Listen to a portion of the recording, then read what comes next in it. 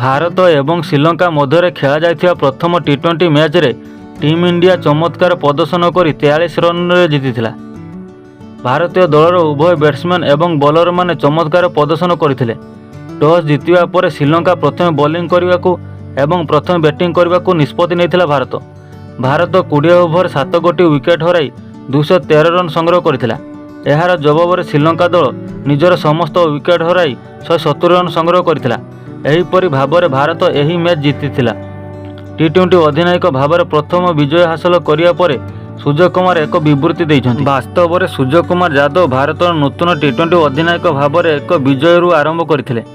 ଶ୍ରୀଲଙ୍କା ବିପକ୍ଷ ପ୍ରଥମ ଟି20 ମ୍ୟାଚ୍ ଜିତିବା ପରେ ଟିମ୍ ଇଣ୍ଡିଆ ଅଧିନାୟକ ସୂର୍ଯ୍ୟ କୁମାର ପୋଷ୍ଟ ମ୍ୟାଚ୍ ଉପସ୍ଥାପନ ସମୟରେ କହିଛନ୍ତି ଯେ ଶ୍ରୀଲଙ୍କାର ଭଲ ଆରମ୍ଭ ହୋଇଥିଲା।